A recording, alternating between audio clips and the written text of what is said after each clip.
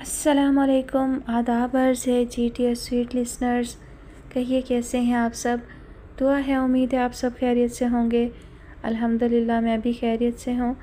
Novel کی next episode کے ساتھ حاضر ہوں۔ آج ایپیسوڈ کا ڈریشن جو ہے وہ تھوڑا کم رہے گا۔ مجھے بہت زیادہ سستی ہو رہی ہے، جس کی وجہ سے جو ہے ریکارڈنگ زیادہ طویل نہیں کر سکوں گی۔ بہت شدید نیند آ رہی ہے مجھے اس وقت، لیکن ریکارڈنگ کرنی بھی ضروری ہے، کیونکہ اگر ابھی نہیں کر سکی تو پھر دن میں مجھے نہ وقت مل سکے گا اور نہ ہی پرسکون ماحول ہوگا، تو اس وقت کرنی بہت ضروری ہے۔ فجر کی نماز کے بعد کا وقت ہے جب میں ریکارڈنگ کر رہی ہوں۔ تقریباً 4:30 ہو رہے ہیں اور میں بس جلدی سے ریکارڈنگ کر کے اور سونا چاہتی ہوں۔ چلیے بڑھتے ہیں نیکسٹ ایپیسوڈ کی جانب۔ اس کہانی کی فرمائش ہم سے کی ہے رنجنا گپتا جی اور سیف اللہ خان نے۔ کہانی کا نام ہے ریگزار تمنا اور اس کی مصنفہ ہیں مہا ملک، اور آج آپ سنیں گے اس کی قسط نمبر 4۔ آج اس نے خط لکھنے کا مکمل تہیہ کر لیا تھا۔ دادی جان کے صندوق میں اچھے بھلے خطوط تھے۔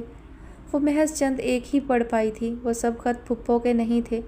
کئی ایک کے متعلق تو وہ سمجھ ہی نہ سکی تھی کہ خط کس نے بھیجا تھا اور اس کے متن کا کیا مقصد تھا۔ کاغذ قلم لے کر وہ تادیر سوچتی رہی اسے کیا لکھنا تھا اور کیسے لکھنا تھا۔ اس نے کب کسی کو خط لکھا تھا؟ زندگی میں پہلی بار وہ خط لکھنے بیٹھی تھی۔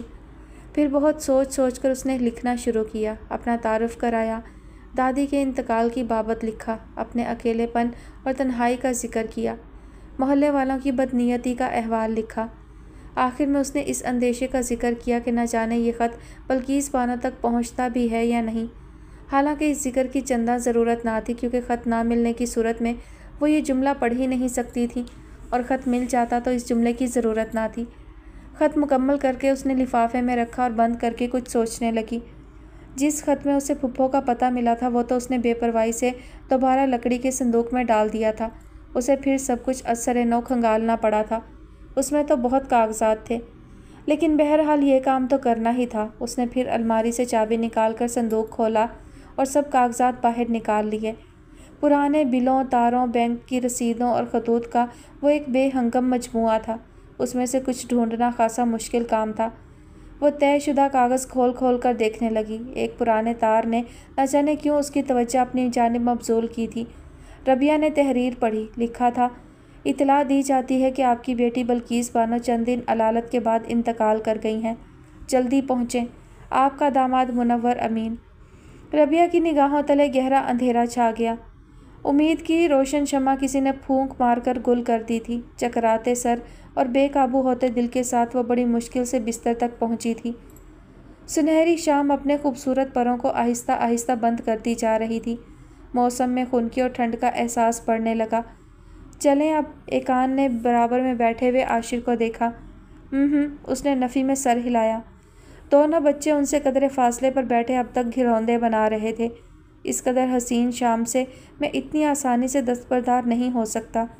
اس کے ایک ایک لمحے سے لطف و مسرت کشید کر کے اپنے اندر بھر لینا چاہتا ہوں۔ اس کے لہجے میں اضطراب سا تھا۔ ایقان کچھ دیر اس کا چہرہ دیکھتی رہی۔ وہ دور اٹھتی ہوئی لہروں پر نگاہیں جمائے ہوئے جانے کیا سوچ رہا تھا۔ عاشر، اس نے نرمی سے پکارا۔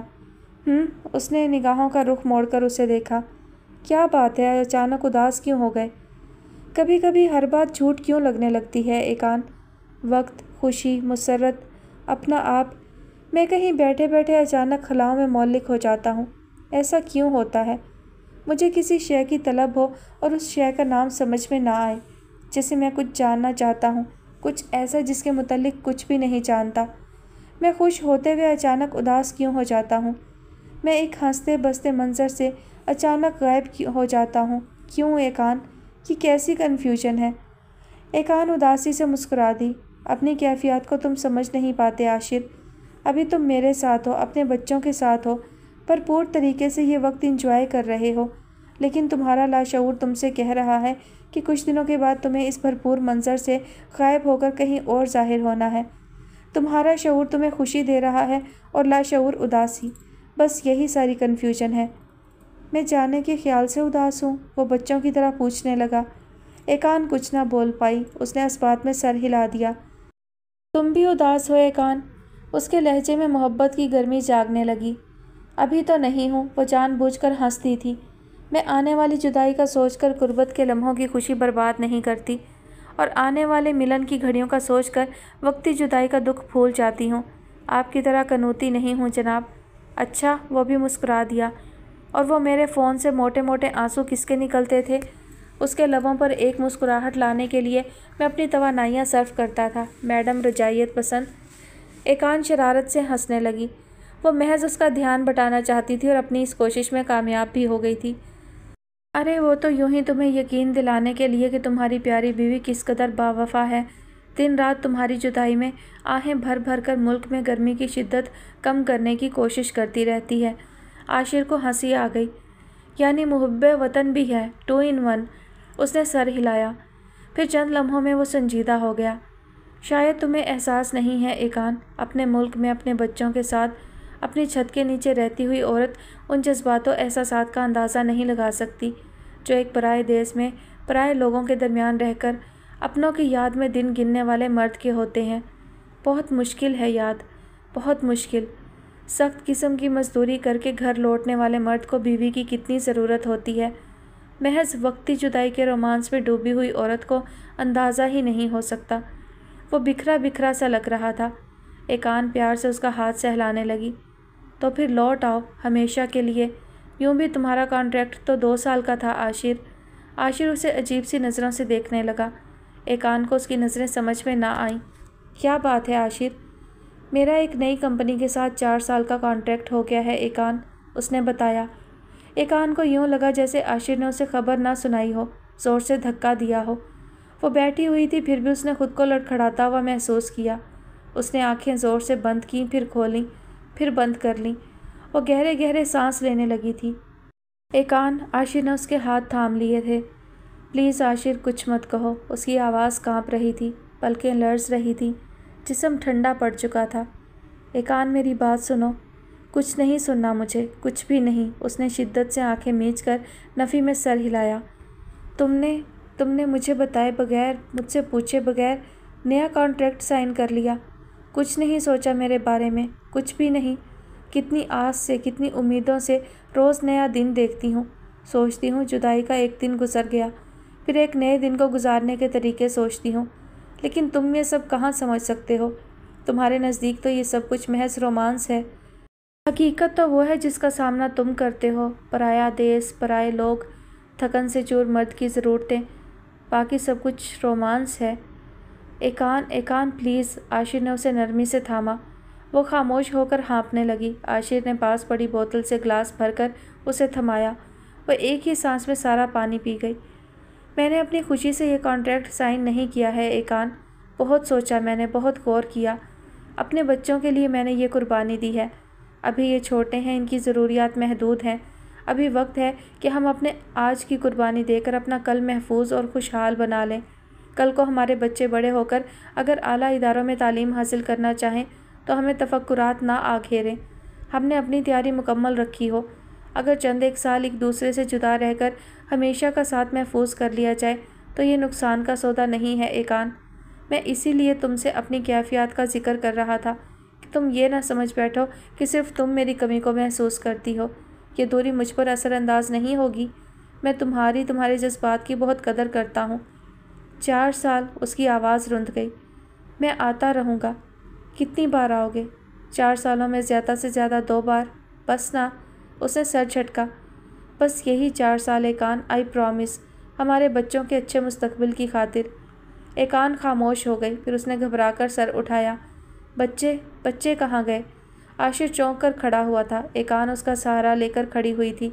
ایمان اور مومن کھیلتے ہوئے قدرے فاصلے پر چلے گئے تھے۔ وہ دونوں تقریباً دوڑتے ہوئے ان تک پہنچے۔ ایکان ایمان کو اٹھا لیا اور عاشر جھک کر بیٹے کا چہرہ چومنے لگا۔ آئے ہائے، بھلا بتاؤ، فکر مند سی نفیسہ خالہ نے اس کے ماتھے پر ہاتھ رکھا۔ بیچاری بچی کو بیمار کر ڈالا فکروں نے۔ میں تو جی میں داد دیا کرتی تھی اس کی ہمت کو۔ ایسی دھان پان نازک مزاج بچی اور حالات کی اتنی سختی یوں مردانگی سے جھیل گئی، مگر مصیبت بھی کبھی تنہا آتی ہے بھلا؟ بتاؤ، ایک تو دادی کی بے وقت موت، بچی پریشان اور ادموئی، اس پر لالچ، کمینے لوگوں کی بری نظریں بھی جان کو چمٹ گئی۔ بچی بیمار نہ ہو تو اور کیا ہو، اتنا تیز بخار، بھلا بتاؤ۔ ربیہ نے ادھ کھلی آنکھوں سے ان کا پریشان چہرہ دیکھا۔ میں ٹھیک ہوں خالہ، آپ بلا وجہ پریشان ہو رہی ہیں۔ اس کی آواز حد درجہ دھیمی تھی۔ نفیسہ خالہ نے شاید اس کا جملہ ٹھیک سے سنا بھی نہیں۔ بدر کو بھیجا تھا کہ ڈاکٹر کو بلا لائے، وہ خبیث بھی کہاں کان دھرتا ہے، جنے کہاں کو نکل گیا۔ مجھ ان پڑھ کو تو دوائیوں کی اتنی سوجھ بوجھ بھی نہیں، کوئی الٹی سیدھی دوا اٹھا کر دے دی تو بچی تو پہلے ہی اتنی کمزور ہے۔ دروازے پر ہلکی سی دستک کے ساتھ حاکم چچا اندر آئے۔ کیسی طبیعت ہے اب اس کی؟ ماتھے پر شکن لیے وہ نفیسہ خالہ سے مخاطب ہوئے۔ ویسی ہی ہے، وہ بیزاری سے بولی، لینا ایک نہ دینے دو۔ اگلا جملہ انہوں نے کمال مہارت سے یوں ادا کیا تھا کہ ان کے اپنے کانوں سے آگے نہ جا پائے۔ ڈاکٹر کو بلایا؟ اے تو میاں تم لے آؤ ڈاکٹر کو، میں اس بچی کو دو سراہٹ دوں کہ ڈاکٹروں کے پیچھے دوڑتی پھروں۔ اپنے کسی بیٹے کو کہا ہوتا، میں تو دکان سے ابھی لوٹا ہوں تو سمیہ نے مجھے خبر دی۔ خیر میں ڈاکٹر کو لے آتا ہوں۔ انہوں نے جھک کر ربیہ کی پیشانی پر ہاتھ رکھا۔ او ہو جل رہی ہے، انہوں نے تشویش سے کہا، میں ابھی ڈاکٹر کو لاتا ہوں۔ اسی لمحے بدر ایک شخص کو لے کر اندر داخل ہوا۔ السلام علیکم چچا جان، اس نے حاکم چچا کو دیکھ کر مؤدبانہ انداز اپنایا۔ انہوں نے ناگواری سے محض اتنا ہی کہا۔ یہ کون ہے؟ ڈاکٹر ہے، اپنے محلے کا ڈاکٹر تو چھٹی پر ہے، میں تو بڑے اسپتال سے لایا ہوں ڈاکٹر صاحب کو۔ بڑا تیر مارا ہے، اب حاکم چچا زیر لب بڑبڑائے۔ ڈاکٹر ربیہ کا معائنہ کر رہا تھا، اسے چند ایک سوالات کر کے وہ نسخہ لکھنے لگا۔ کیا بات ہے ڈاکٹر؟ حاکم چچا پوچھنے لگے۔ یہ بخار کیسا ہے؟ کچھ خاص وجہ نہیں، بظاہر اندرونی کمزوری اور ذہنی پریشانی کا نتیجہ معلوم ہو رہا ہے۔ یہ دوائیاں استعمال کروائیں، انشاءاللہ چند ایک روز میں آرام آ جائے گا۔ خوراک کا دھیان رکھیں، معلوم ہوتا ہے یہ کھانے پینے پر بالکل توجہ نہیں دیتی۔ بھلا بتاؤ، بچی بیچاری کیا توجہ دے؟ توجہ دینے والی تو اللہ بخشے قبر میں جا لیٹی۔ نفیسہ خالہ نے تعصب سے سر ہلایا۔ ہم اس کا پورا خیال رکھیں گے۔ حاکم چچا نے ڈاکٹر سے نسخہ لے لیا۔ ڈاکٹر کی فیس بھی انہوں نے ہی ادا کی تھی۔ آسمان سرمئی بادلوں سے ڈھکا ہوا تھا، ڈھلتی ہوئی شام کا سماں بے حد خوشگوار معلوم ہو رہا تھا۔ وہ ٹیرس پر پڑی آرام دہ کرسی پر بیٹھی ہوئی تھی، آس پاس کے بنگلوں کی دیواروں اور ٹیرس کے جنگلوں سے لپٹی سرسبز بیلیں نگاہوں کو تراوٹ بخش رہی تھیں۔ اکا دکا ٹیرس یا چھت پر بے فکری سے ٹہلتی ہوئی خوش باش لڑکیاں بھی دکھائی پڑتی تھیں۔ موسم کی مناسبت سے رنگین لباس زیب تن کیے، ہاتھ میں چائے یا کافی کے مگ تھامے، الرٹ بے فکری بے پرواہ لڑکیاں رنگین تتلیوں کی مانند لگ رہی تھیں۔ اندر کمرے میں انیکا اپنی پسند کا ریکارڈر لگا رہی تھی۔ نیرہ نور کی آواز اسے اپنے اندر اترتی ہوئی محسوس ہوئی۔ کبھی ہم خوبصورت تھے، کتابوں میں بسی خوشبو کی مانند سانس ساکن تھی، بہت سے ان کہے لفظوں سے تصویریں بناتے تھے، پرندوں کے پروں پر نظم لکھ کر دور کی جھیلوں میں بسنے والے لوگوں کو سناتے تھے، جو ہم سے دور تھے لیکن ہمارے پاس رہتے تھے۔ شہلا نے سر کرسی کی پشت سے ٹکا کر آنکھیں بند کر لیں۔ یہ ریکارڈ اسے بھی بے حد پسند تھا، لیکن ہمیشہ اسے رلا دیتا تھا۔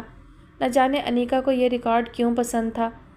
ہمیں ماتھے پہ بوسہ دو کہ ہم کو تتلیوں کے جگنوؤں کے دیس جانا ہے، ہمیں رنگوں کے جگنو روشنی کی تتلیاں آواز دیتی ہیں، گئے دن کی مسافت رنگ میں ڈوبی ہوا کے ساتھ کھڑکی سے بلاتی ہے، ہمیں ماتھے پہ بوسہ دو۔ آنسو خاموشی سے اس کی آنکھ کے گوشوں سے بہہ رہے تھے۔ کسی نے نرمی سے اس کا چہرہ صاف کیا تو وہ چونک اٹھی۔ امی آپ؟ شہلا میری بچی، اپنا دل یوں مت جلایا کرو، مجھے دکھ ہوتا ہے۔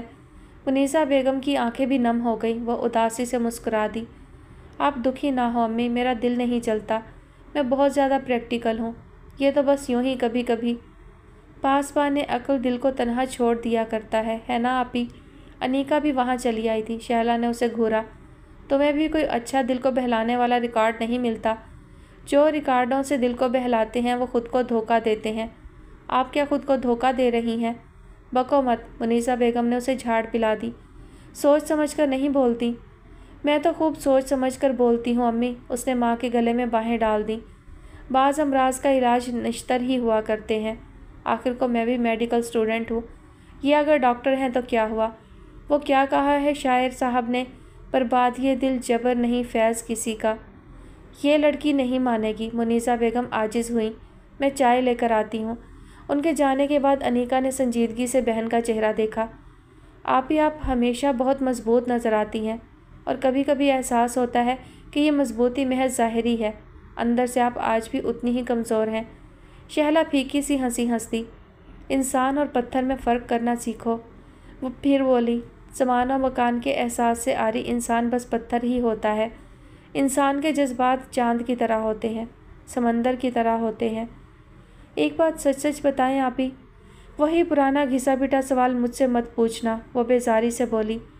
بار بار اس لیے پوچھتی ہوں کہ اس سلسلے میں مجھے سخت قسم کی کنفیوژن لاحق ہے۔ وہ چڑ گئی۔ اگر آپ کو وہ حضرت یاد نہیں آتے تو آپ تنہائی میں رو کیوں پڑتی ہیں، اور اگر یاد آتے ہیں تو؟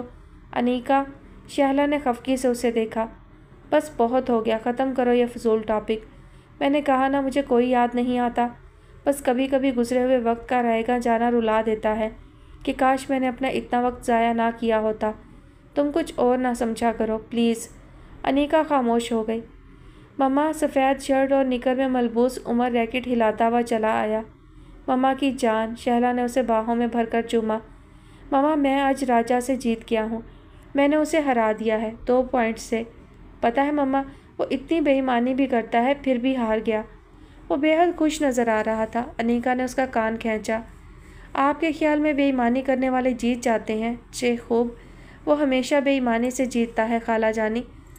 تو پھر وہ جیت ہوتی ہی نہیں۔ شہلا نے اس کا چہرہ ہاتھوں میں بھرا۔ جیت تو ہمیشہ سچائی سے مشروط ہوتی ہے میرے چاند۔ آپ ضرور اس کو بکرات بنا کر چھوڑیں گی۔ آپ ہاسپٹل چلی جاتی ہیں اور یہ جناب یہی موٹی موٹی باتیں ہمیں فیڈ کرتے ہیں۔ انیکا ہنس دی اور شہلا کو بھی ہنسی آ گئی۔ تینوں سر جھکائے زور و شور سے اظہار خیال کر رہی تھی۔ عذرا بیگم نے یوں ہی دروازے سے جھانکا۔ یہ تم تینوں ایسی کون سی میٹنگ کر رہی ہو؟ باہر وردہ بیٹھی ہے۔ وردہ آپی کو بھی اندر بھیج دیں، مصروف سے انداز میں جواب دیا گیا۔ تم ساری کی ساری مائیوں بیٹھ گئی ہو کیا؟ انہیں غصہ آیا۔ ارے امی جی، جس نے مائیوں بیٹھنا ہے اس کی مشکل کا حل ڈھونڈ رہے ہیں۔ کس کو مشکل آن پڑی ہے؟ مسکراتے ہوئے وردہ اندر چلی آئی تھی۔ یہ اتنے رسالوں کا ڈھیر کس لیے جمع کیا ہوا ہے؟ ضرور کوئی اہم مسئلہ درپیش ہے۔ یہ سدرا کی بچی روز نت نئے مسئلے لے آتی ہے، پھر ہمیں ان کا حل ڈھونڈنے کے لیے بٹھا دیتی ہے۔ ثانیہ نے دانت کچکچائے۔ ہوا کیا؟ وہ قریب بیٹھ گئی۔ جنابہ کی دوست کی بڑی بہن مائیوں بیٹھ رہی ہیں اور 1001 مسئلے لکھ بھیجے ہیں کہ ذرا جلدی سے ان کا حل بتا دو۔ ہفتہ بھر بعد شادی ہے موصوفہ کی۔ لیجئے، بیٹھے بٹھائے ہم بیوٹیشن کے مقام پر فائز ہوئے، اب یہ رسالوں کا ڈھیر لیے بیٹھے ہیں ان کی مدد کے لیے۔ وردہ کو ہنسی آئی۔ مسئلہ کیا ہے؟ مسئلہ؟ عریشہ بھنائی۔ مسائل، بلکہ مسائل کا انبار کہیے۔ ناخن بڑھتے نہیں، پیٹ بہت بڑھ گیا ہے، رنگ کالا ہے، دانت پیلے ہیں، بال سفید ہیں۔ لیجئے، کوئی چیز اپنے اوریجنل کلر میں دستیاب نہیں ہے۔ اب بتاؤ کیا کیا لکھ کر بھیجیں؟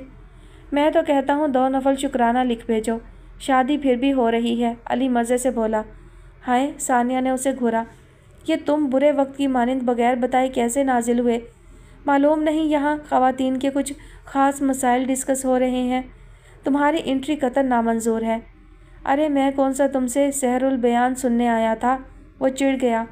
میں تو عریشہ بی بی کو امی جان کا خاص پیغام دینے آیا تھا جس میں انہوں نے اسے گدھے کے سینگ قرار دیا ہے، اور تمہیں یقیناً گدھا قرار دیا ہوگا۔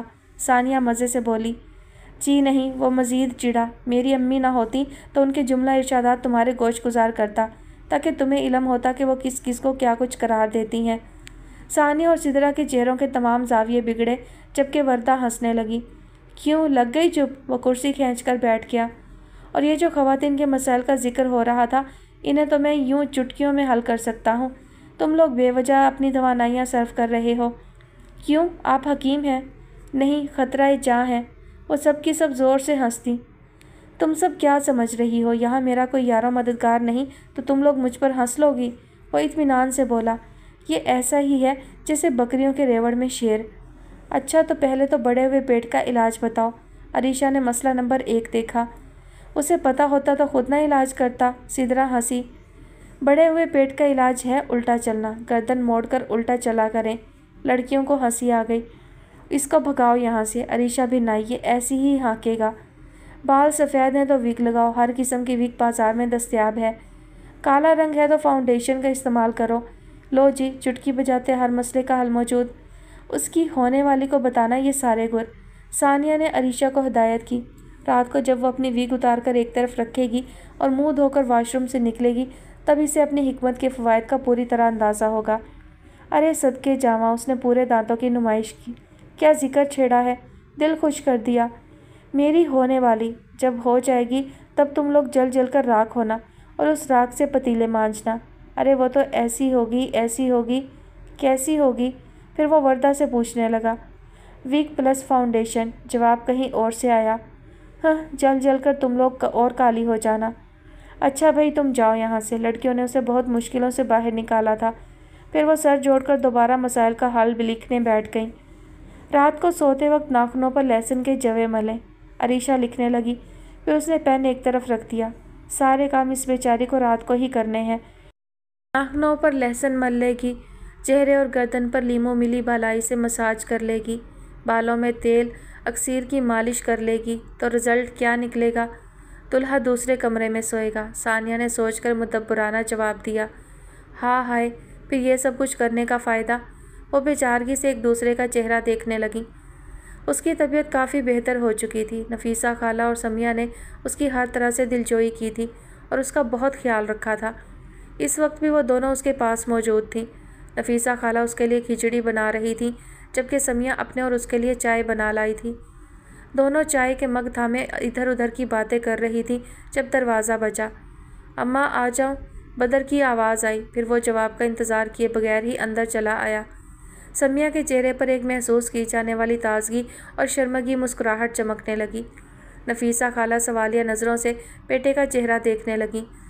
وہ ماں کو اپنا آپ تولتا ہوا محسوس کر کے کچھ خجل سا ہوا۔ اماں گھر پر کچھ پکایا نہیں کیا؟ مجھے بھوک لگی ہے۔ تو بچے میں نے یہاں تو تندور لگایا نہیں، گھر آ کر ہی پکاؤں گی روٹی۔ ابھی شام کے 6 بجے ہیں اور تجھے بھوک بھی لگ گئی۔ سچ کہتے ہیں فراغت میں بندے کو روٹیوں کے خیال ہی آتے ہیں۔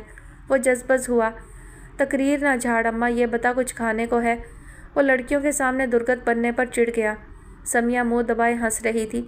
ربیہ کے لبوں پر بھی مسکراہٹ آ گئی۔ یہاں کچھ کھانے کو نہیں، تو چل گھر، وہ بھی آخر اس کی ماں تھی۔ اچھا، اس نے سر کھچا کر ادھر ادھر دیکھا، ایک سرسری نگاہ ان دونوں پر بھی ڈالی۔ پھر ایسا کرو چائے ہی پلا دو۔ وہ کونے میں رکھے موڑے پر جا بیٹھا۔ سمیہ پھر ہنسی سے بے حال ہونے لگی جبکہ ربیہ سنجیدگی سے چائے کے گھونٹ بھرنے لگی۔ نفیسہ خالہ مجبوراً چائے بنانے لگیں۔ وہ زیر لب بڑبڑاتی بھی جا رہی تھیں۔ جوان لڑکیوں کے مقابل آ بیٹھنے پر وہ بیٹے سے سخت خفا تھیں۔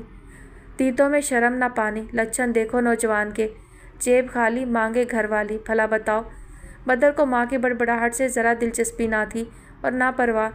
وہ کچھ گنگناتے ہوئے نشیلی نظروں سے بار بار ان کی طرف دیکھتا تھا۔ ربیہ کو سمیہ سے اس کے تعلق خاص کا علم تھا، پھر بھی اسے بدر کے وہاں آ بیٹھنے سے کوفت محسوس ہونے لگی۔ وہ چائے کا خالی مگ رکھنے کے بہانے وہاں سے اٹھ کر نفیسہ خالہ کے پاس کچن میں چلی آئی۔ ارے بیٹی تم کیوں اٹھیں؟ چکر نہ آ جائے، جسم میں ابھی نکاہت ہے، کچھ خیال کرو۔ کچھ نہیں ہوتا خالہ، وہ مسکرا دی۔ بیٹھے بیٹھے بھی اکتا گئی ہوں۔ وہ ان کے پاس پڑی پیڑھی پر بیٹھ کر چولہے میں بھڑکتے آگ کے شعلوں کو دیکھنے لگی۔ معاف کرنا بیٹی، یہ چائے پانی کا خرچہ بھی تمہارے سر پڑ رہا ہے۔ وہ چائے بنانے پر شرمندہ تھیں۔ خالہ، ربیہ نے ان کا ہاتھ تھام لیا۔ کیسی باتیں کر رہی ہیں؟ اتنے دن سے بے لوث خدمت کر رہی ہیں میری، مجھ پر آپ کا اتنا بھی حق نہیں؟ میں نے کیا کیا بیٹی، بھلا بتاؤ؟ وہ شرمندہ ہنسی ہنس کر چائے کی جانب متوجہ ہو گئیں۔ ربیہ خیالات کے دھارے کے ساتھ ساتھ بہنے لگی۔ باہر صحن میں بدر سمیہ کے قریب جا بیٹھا تھا۔ ارے بھائی رافع، ارے عذرا کہاں ہو؟ فردوس بیگم ہانپتی کانپتی ادھر ادھر ڈولتے ہوئے اندر داخل ہوئیں۔ مارے گھبراہٹ کے انہیں تخت پر بیٹھی تسبیح کرتی ہوئی ساس بھی نظر نہیں آئی تھی۔ شفیقہ حیات نے جلدی جلدی ہتھیلیاں چہرے پر پھیریں۔ ارے فردوس کیا ہوا ہے؟ خیریت تو ہے؟ اتنی دیر میں عذرا بیگم بھی بعجلت اندر سے برآمد ہو گئیں۔ رافع بھی اتفاق سے اپنے کمرے میں موجود تھا۔ وہ تائی کی گھبرائی ہوئی آواز سن کر اپنے کمرے سے نکل کر سیڑھیوں پر آ کھڑا ہوا۔ کیا ہوا تائی امی؟ ارے رافع، میرے بچے جلدی آؤ، ہاشم کو ہسپتال لے کر جانا ہے۔ ہائے، وہ دھڑ دھڑ سیڑھیاں اترتا چلا آیا۔ کیا ہوا؟ کیسے ہوا؟ کب ہوا؟ ہر طرف سے سوالات برسنے لگے تھے۔ فردوس بیگم آنسو پونچھنے لگیں۔ موٹر سائیکل سے گر گیا تھا، ماتھا پھٹ گیا ہے، بھل بھل خون بہہ رہا ہے، جلدی چلو۔ وہ سب کے سب نہایت تیز رفتاری سے باہر کی جانب بڑھے تھے۔ رافع سب سے آگے تھا۔ تقریباً دوڑتے ہوئے اس نے دونوں پورشنوں کا درمیانی فاصلہ طے کیا تھا۔ ہاتھ مار کر اس نے مرکزی لاؤنج کا دروازہ کھولا اور تیزی سے اندر داخل ہوا۔ ماتھے پر برف کی ٹکور کرتے ہاشم کو دیکھ کر اس نے بے اختیار سکون کا سانس لیا تھا۔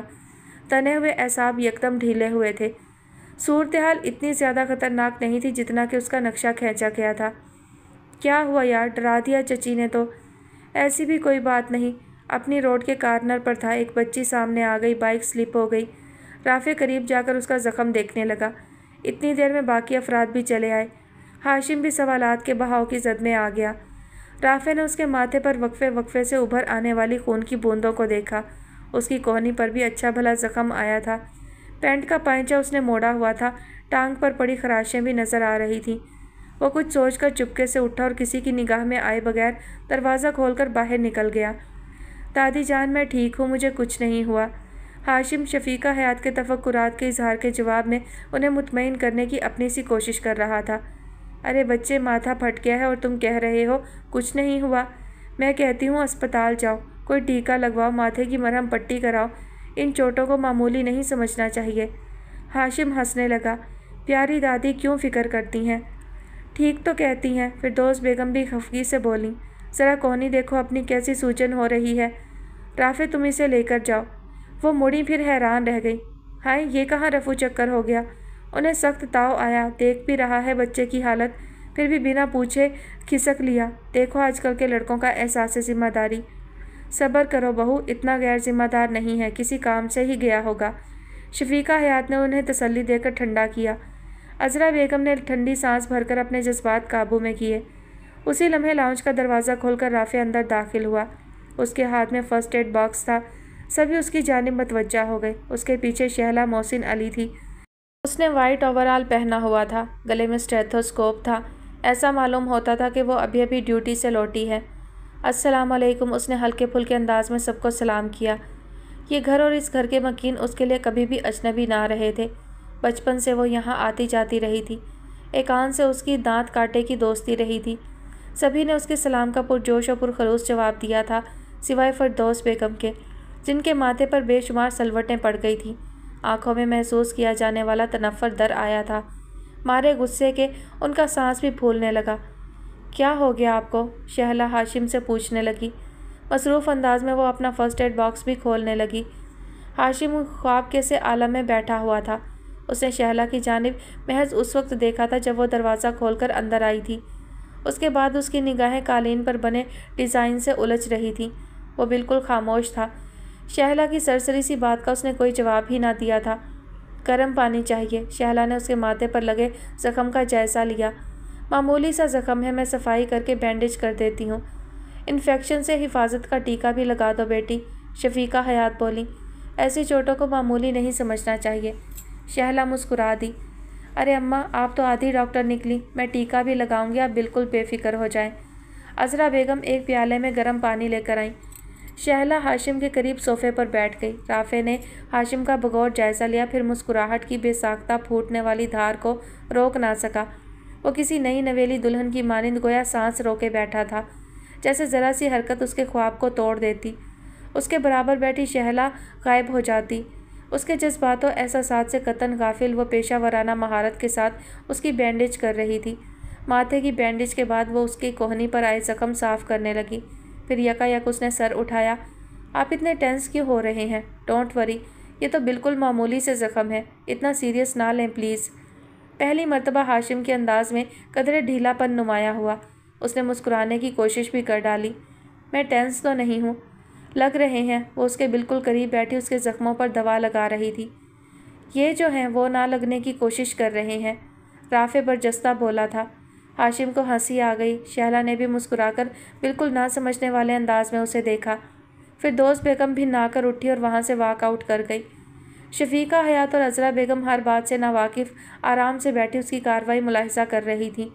کسی نے بھی فردوس بیگم کے موڈ کو محسوس نہ کیا تھا، ماں سوائے ہاشم اور رافع کے۔ اچھا جی، وہ اپنا کام ختم کر کے کھڑی ہوئی۔ اب مجھے اجازت ہے؟ ارے بیٹی، کوئی چائے پانی تو پیتی جاؤ۔ شفیقہ حیات کو خیال آیا تھا، ہم نے تو تمہیں بالکل ہی ڈاکٹر سمجھ لیا۔ نہیں اماں، چائے پر تو امی اور انیکا میرا رستہ دیکھتی ہوں گی۔ میں ابھی ہاسپٹل سے لوٹی ہی تھی، رافع مجھے دروازے پر ہی مل گئے، میں نے تو امی کو بتایا تک نہیں۔ پھر بھی بیٹی یوں اچھا نہیں لگتا۔ شفیقہ حیات کو شرمندگی محسوس ہوئی۔ تمہیں ہماری وجہ سے زحمت ہوئی اور ہم نے تمہیں پانی تک نہیں پلایا۔ زحمت کیسی اماں؟ وہ حیرانی سے بولی۔ آپ سب تو میرے اپنوں جیسے ہیں، بھول گئیں؟ میں اور ایکان سارا دن آپ کو تنگ کرتے تھے۔ جیتی رہو، تم بھی میرے لیے ایکان جیسی ہو۔ آتی جاتی رہا کرو بیٹی، ہم بوڑھے لوگ تو اسی آس میں صبح سے شام کرتے ہیں کہ کوئی آ کر اپنی خیریت دے جائے اور ہمیں پوچھ جائے۔ وہ مسکرا دی۔ اچھا میں چلتی ہوں۔ اس نے فرسٹ ایڈ باکس اٹھانا چاہا۔ رافع نے آگے بڑھ کر اس کے ہاتھ سے باکس تھام لیا۔ میں آپ کو گھر تک چھوڑ آتا ہوں۔ تھینک یو رافع۔ اچھا جی، اللہ حافظ۔ اللہ حافظ۔ کیسی پیاری بچی ہے اور بیچاری کا نصیب، شفیقہ حیات نے اس کے نکلنے کے بعد کہا۔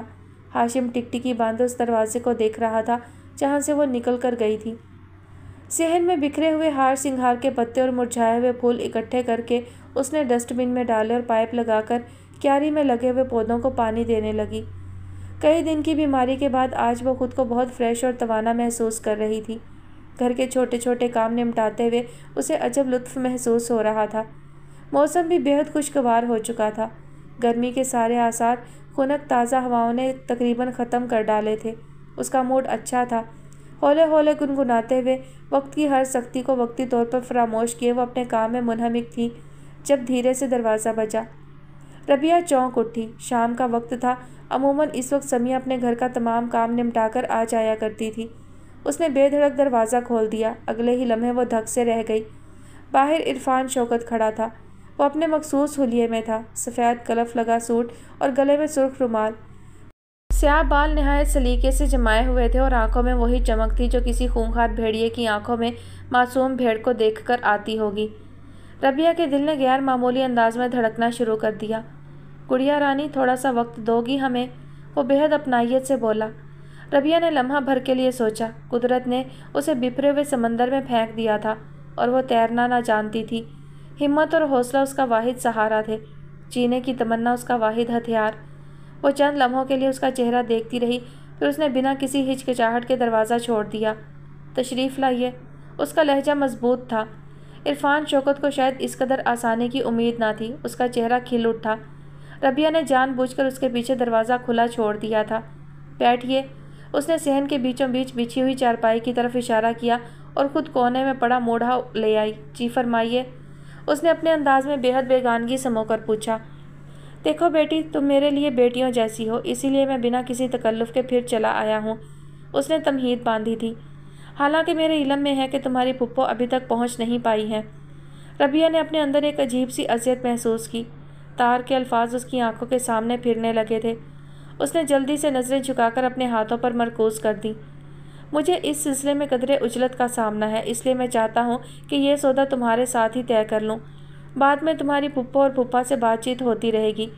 تم تو بس اس کاغذ پر ایک سائن کر دو۔ اس نے اچانک ہی جیب میں ہاتھ ڈال کر ایک کاغذ نکالا تھا۔ تم کتنے سال کی ہو؟ اچانک اسے دھیان آیا۔ تمہارا شناختی کارڈ تو بن گیا ہے نا؟ ربیہ چند لمحے سوچتی رہی، پھر اس نے نفی میں سر ہلایا۔ او ہو!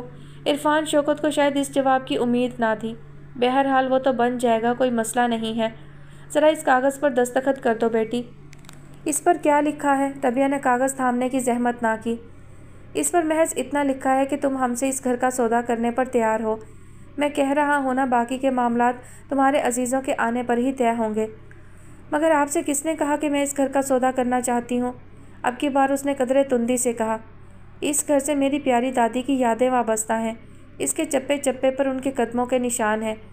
اس کے در و دیوار پر ان کے نقش ابھرتے ہیں، مجھ سے باتیں کرتے ہیں، اور آپ مجھے میری دادی کی یادوں کے عوض میں معمولی رقم پیش کر رہے ہیں، اس امید پر کہ میں یہ پیشکش قبول بھی کر لوں گی۔ ارے بھائی، اس قدر غصہ؟ عرفان شوکت بناوٹی طور پر محظوظ ہو کر کچھ دیر تک ہنسا۔ اتنی سی گڑیا اور اتنا غصہ، او ہو! ربیہ بگڑے تیوروں کے ساتھ بیٹھی رہی۔ اس پر عرفان شوکت کی ہنسی کا کچھ اثر نہ ہوا تھا۔ پھر یک لخت ہی وہ خاموش ہوا۔ دیکھو بیٹی، تمہاری بھلائی اسی میں ہے کہ اس کاغذ پر خاموشی سے دستخط کر دو۔ مجھے ہر قسم کی زبان بولنا آتی ہے اور تم سے میں سب سے نرم زبان میں بات کر رہا ہوں۔ مجھے اس علاقے میں اسی لوکیشن کی ضرورت ہے، اشد ضرورت، اور میں اپنی ضرورتوں پر سمجھوتا کر لینے والا آدمی نہیں ہوں۔ گھر تو میں ہر حال میں لے ہی لوں گا۔ بات تمہاری بھلائی کی ہے اور میں فی الحال تمہاری بھلائی چاہتا ہوں، کیا سمجھی؟ ربیہ منٹوں میں خوفزدہ ہو گئی، لیکن اس نے یہ خوف اپنے چہرے پر لانے سے حتی الامکان گریز کیا۔ اس نے ہاتھ بڑھا کر عرفان شوکت کے ہاتھ سے کاغذ لے لیا۔ اصل میں انکل، وہ پھر سوچنے لگی تھی، بات کچھ یوں ہے کہ میں تو دستخط کر بھی دوں، لیکن پھپھو وہ بہت برا مانیں گی، ان کا گھر ہے، ان کی مرضی کا سودا ہونا چاہیے۔ عرفان شوکت کے چہرے پر در آنے والے سخت تاثرات قطرے زائل ہوئے۔ میں نے کہا نا، ان سے بات کرنا اور ان کو مطمئن کرنا میرا کام ہے۔ ویسے کون سی ٹرین میں سوار ہیں تمہاری پھپھو؟ 10-12 دن تو ہو گئے یہ رام کہانی سنتے۔ ربیہ گڑبڑا گئی تھی۔ کل آ رہی ہیں پھپھو۔ کل؟ وہ پریشان ہوا۔ یعنی کہ کل؟ جی کل، ربیہ قدرے مطمئن ہوئی۔ میں یہ کاغذ کل آپ کو سائن کر دوں گی، ٹھیک ہے نا انکل؟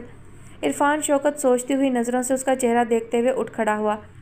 مجھے کل یہ کاغذ چاہیے، دستخط کے ساتھ۔ جی ٹھیک ہے، وہ مؤدبانہ بولی۔ چلتا ہوں۔ وہ اٹھ کر باہر نکل گیا۔ ربیہ کو دروازہ بند کرنے کا خیال بھی نہ رہا۔ کاغذ دونوں ہاتھوں میں بھینچے وہ پتھر کے بت کی مانند ساکت بیٹھی تھی۔